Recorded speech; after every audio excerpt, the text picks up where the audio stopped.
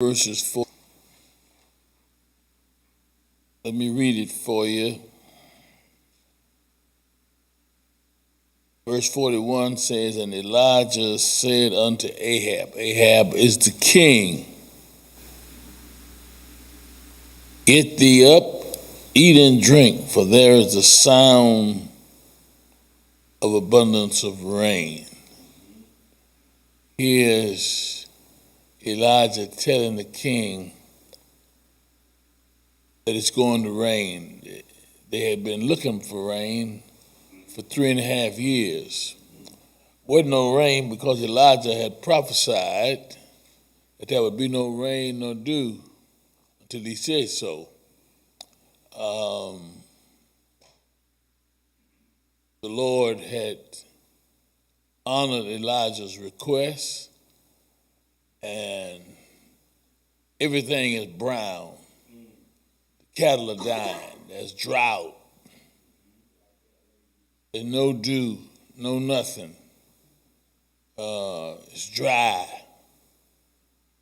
Cattle are dying, the sheep are dying, the people are dying, the ground is parched. And Elijah says, after he wins the contest of the 450 false prophets of Baal. Now let me explain something to you. Baal was the false god, and Baal, again, was somewhat of a sexual religion and a fertility religion, and they had all kinds of sexual activity going on in the name of religion. And Ahab married Jezebel, which made him worse than what he was. And in order to please her, Jezebel was from Sidon, and where they served Baal, and Jezebel herself was a priestess of Baal. So when she married Ahab, she wanted to make Israel like Sidon. And she brought with her to Israel 450 false prophets to make things more like home for her. Ahab, the king, was smitten, I guess, by her beauty and her charm and the way she could do things. And he built her altars of Baal, which made God really angry. Made God really angry. So Elijah said that there would be no rain. God would punish them as a result of serving Baal. He would punish Israel by withholding the rain. So in our text today, the Elijah has proven that God is God, and he has called down fire from heaven, and he has killed the 450 false prophets. He killed them, took them down by the river and killed them all. And he tells the king, "Go eat and drink. There's a sound of an abundance of rain."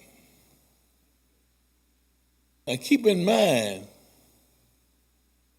it wasn't raining nowhere yet. But Elijah is saying, in my spirit man, I hear the sound of rain. I haven't seen it, but in my head and in my heart, I hear it. And that's how you have to deal with. Sometimes God puts something in your heart.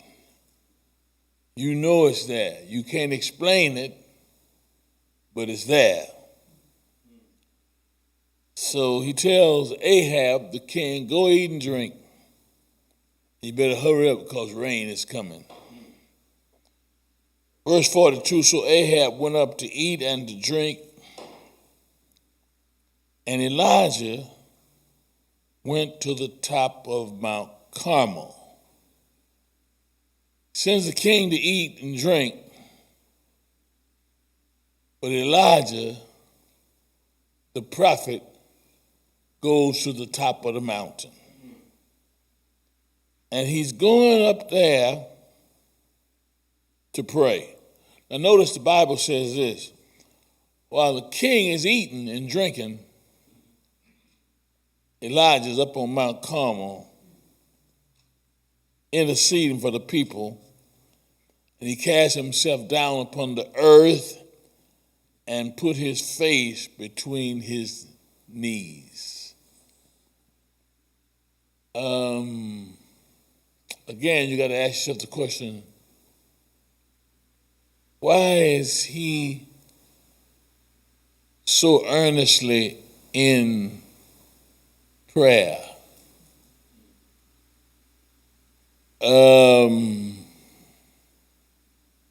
Why has he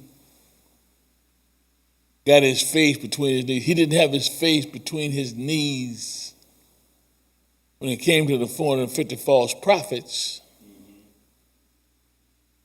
And God just sent down fire. But now to deal with the drought,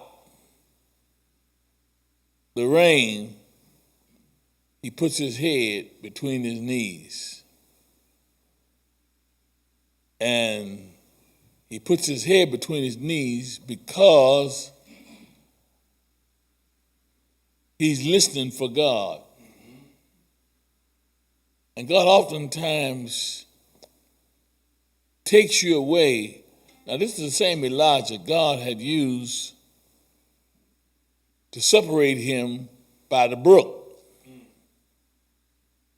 Again, to get him away where God could speak to him and he would hear God's voice and know God's voice. By Jesus in the Garden of Gethsemane, went to the garden praying in deep fellowship with God, knowing what he had to do. So oftentimes what we have to do is get away from the crowd.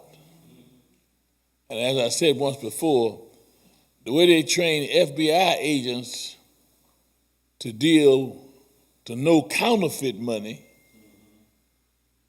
is to make them spend time with real money so they'll know real money when they see it. And God oftentimes, so we can hear his voice and know his voice, has us to shut out the outside world and where we can hear and know his voice when he speaks to us. Now that's one of the things people always ask, how do you know when God is speaking to you? Well, when you spend enough time with him. When you spend enough time, you know when he's speaking to you and when he's not speaking to you.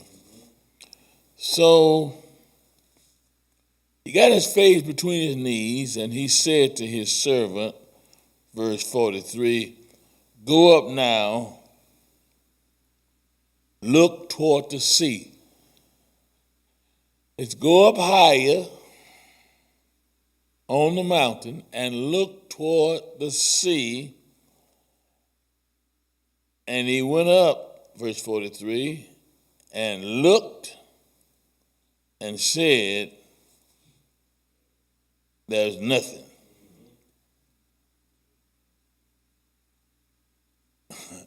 I don't see nothing. And he said, go again 7 times. You got to wonder why it's taking 7 times to make the rain come and only 1 time to make the fire come. It's got to challenge you. And one of the things what we must understand is that the Bible says we walk by faith and not by sight. And our faith must be challenged, must be tried. Notice what James says, the trying of your faith. The testing of your faith, watch this, worketh, that it completely accomplishes patience. And what I'm saying is this, God oftentimes takes us through it, tries our faith because he's trying to give us something. And James already said Elijah was just like you and I. He was just a man with like passions, just like you and I. And his faith, like our faith, must be tested. The servant said, I see nothing. Isn't that like God sometimes? The more you pray, the nothing you see. Isn't that like God? The more you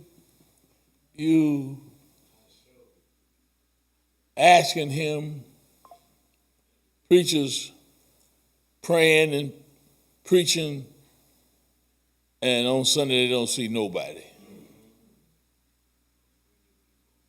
I mean, oftentimes our faith, God has to test our faith. Here he is.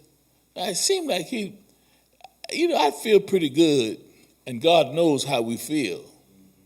I'd feel pretty good if I just called down fire out of heaven. Now you just call down fire out of heaven. The fire licks up the water, burn up the sacrifice and everything, and they really ought to call you Dr. Elijah, Prophet Elijah. Yeah, I mean, you just showed off. God just showed out. Now, he's up on the mountain by himself. And notice again, before the crowd, 450 false prophets, he's just, woo. Now, he's by himself. And that's how it is oftentimes when you're by yourself. You know you. You know you. You know you better than anybody else. You know things about you nobody else knows.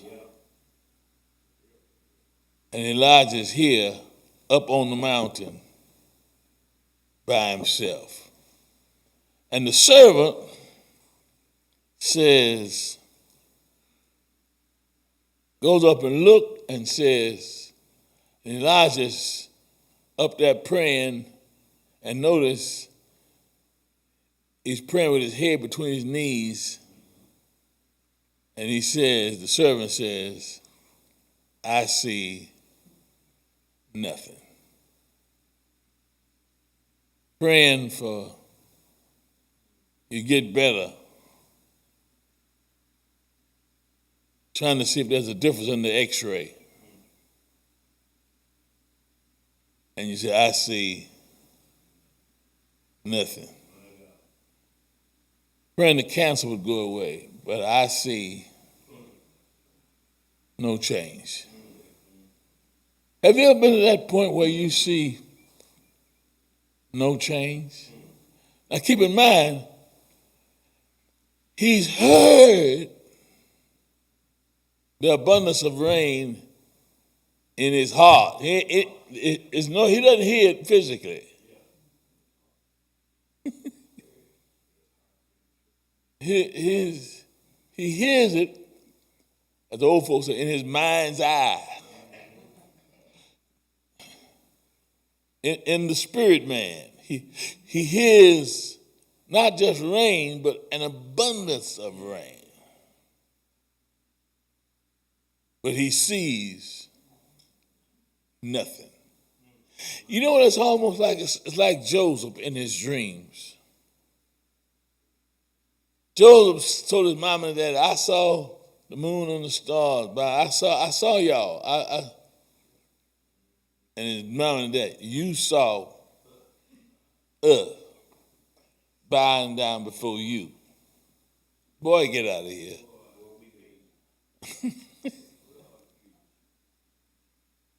And when Joseph saw his brothers, his dream came to him. He said, when he was in Egypt and they had to bow down before him, he said, I saw it. Long before this happened, I saw it. Here's Elijah and his servant. Now let me tell you something. You can't trust everybody you send to look.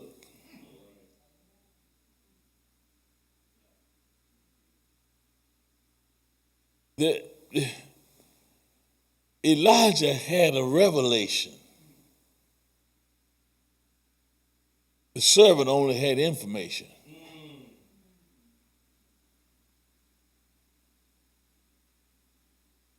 And oftentimes your information don't come up to your revelation.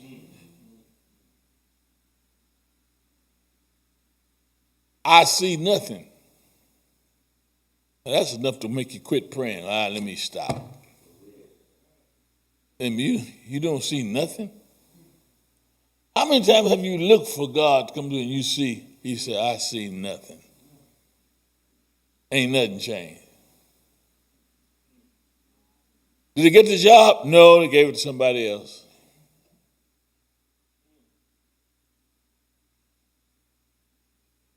You met anybody lately? No. You been praying? Yeah, but no. Nothing. It would have been something if he'd said, well, I see a little something right now, you know.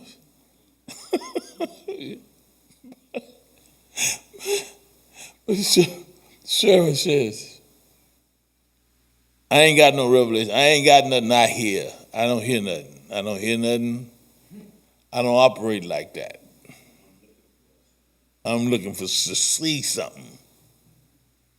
We walk by faith. Yeah, well, I don't see nothing.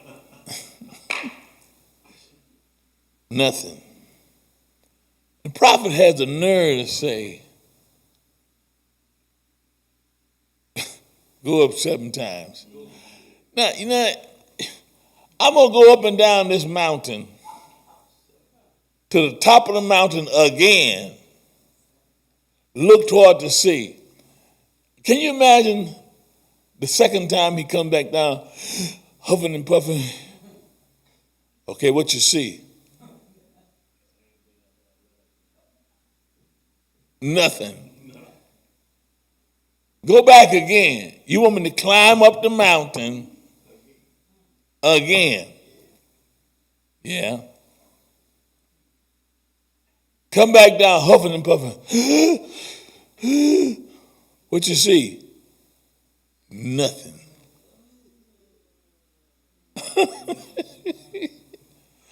That's really trying your faith. That's enough to make you say, well, maybe I was mistaken. Lord, maybe he didn't tell me that. Maybe I got it wrong. But watch this though. Seventh time, and it came to pass at the seventh time, he said, behold, there arises a little cloud out of the sea. Don't be getting all excited, Elijah. I hate to tell you this, don't be getting all excited about this. Because it ain't nothing to look at. It ain't even worth, I started not to even tell you. Since you got me looking up.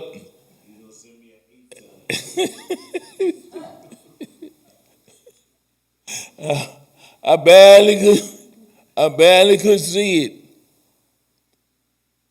And so to save me a trip, as little,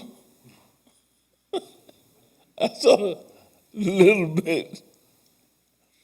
That's enough to discourage you.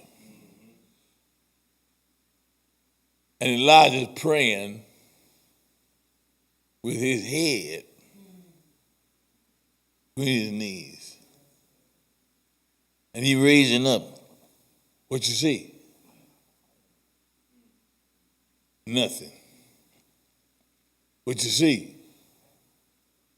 Nothing.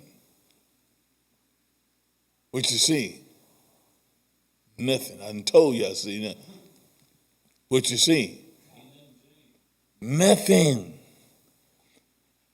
And sometimes when you're praying, you're asking for the Lord for something, and sometimes what you see is nothing.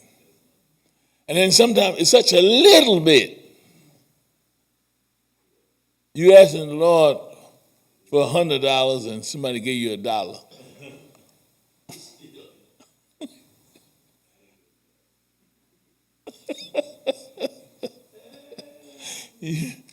You trying to pay a bill. What you see? What you see? A little. But you got to learn to know that God operates in little things. Sometimes you can miss your blessing by not counting the little things.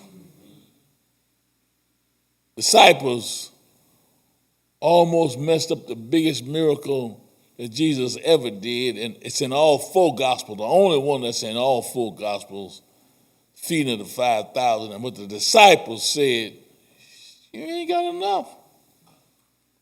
What is this among so many people? This ain't nothing to feed nobody with. We ain't got no money. Peter could eat this. What is this among so many? And the disciples sent him away. Anybody ought to have sense enough to come out here and ain't got nothing to eat.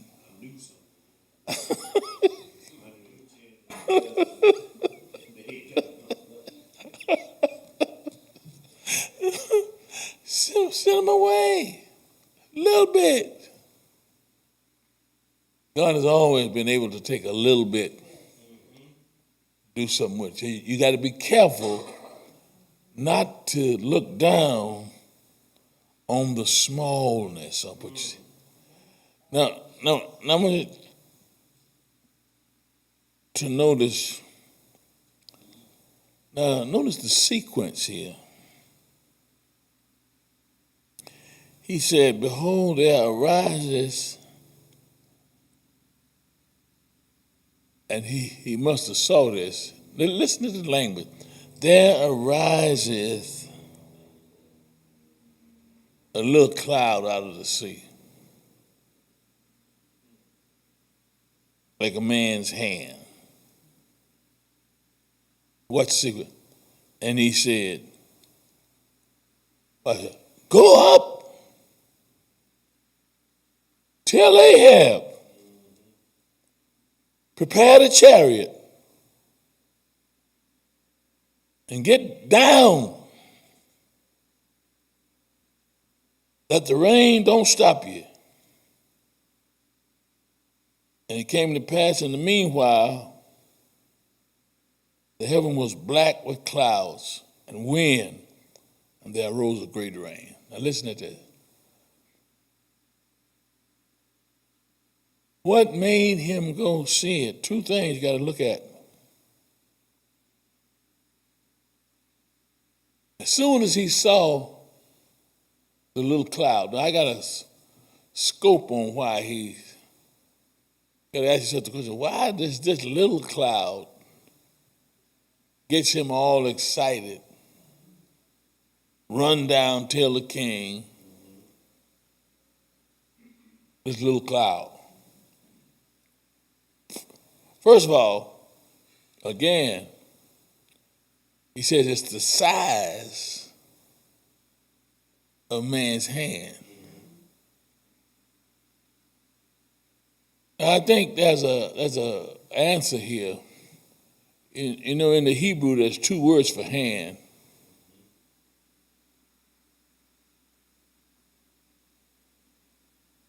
And one word in the Hebrew means an open hand. The other word, kaf, is a closed hand, which always represents the hand of power, the hand of God. Notice he didn't use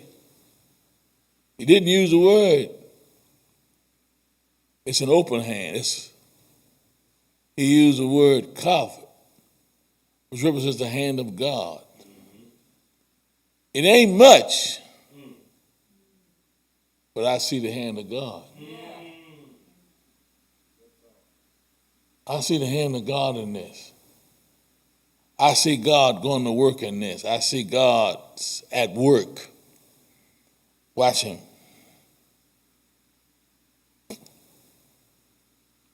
There riseth, and as soon as he said it, he said,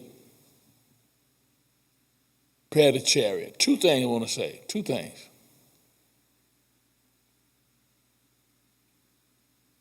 While Elijah's praying, he said, go look. When you pray, you ought to go look. When you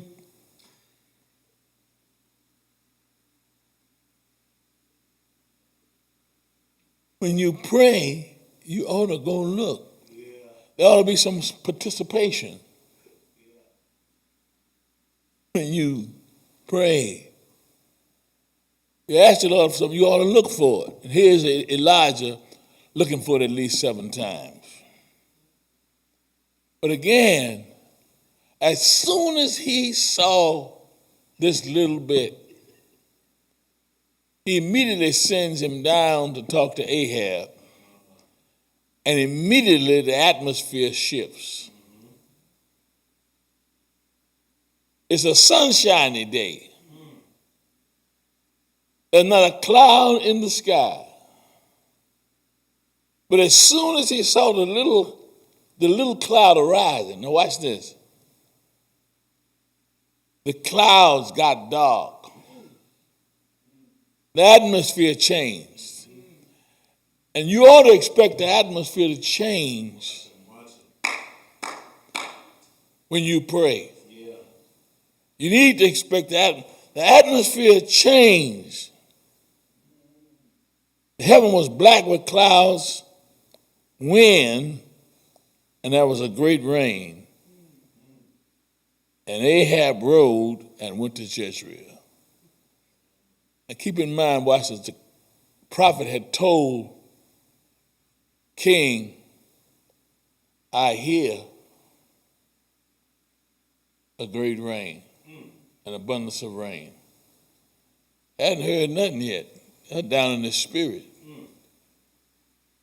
He's now saying to Ahab,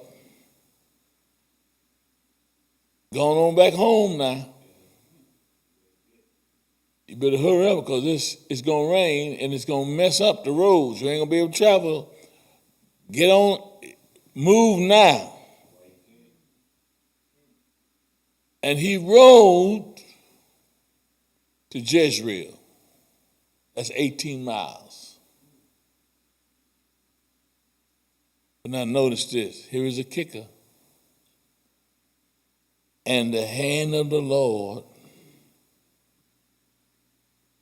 was on Elijah. Same hand was on Elijah. Wait a minute. The same hand was on Elijah. The one that rules the universe. The same hand was on Elijah. Now watch this. He girded up his loins. He took his robe, tied it up tight around him, and ran before Ahab to the entrance of Jezreel. He outran the chariot because the hand of the Lord was upon him. Now here's a lesson here. You ever looked at people who were ahead of you?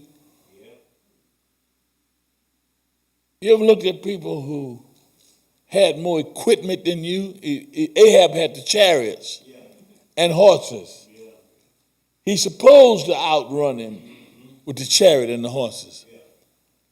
But Elijah, because the hand of the Lord was upon him. Because the hand of the Lord was upon him, outran him.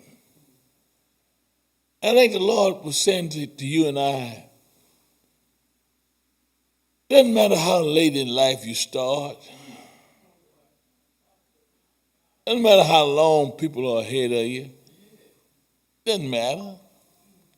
Moses was 80, but he outran folk. Caleb was 85, and he's still asking for him.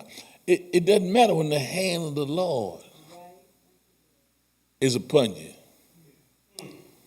I say to you, like Elijah, the rain is coming. You got to tell yourself that the rain is coming. You got to believe the rain is coming. You got to keep looking. Rain is coming. And Elijah ran 18 miles in the rain. 18 miles with the rain falling, with his sandals on.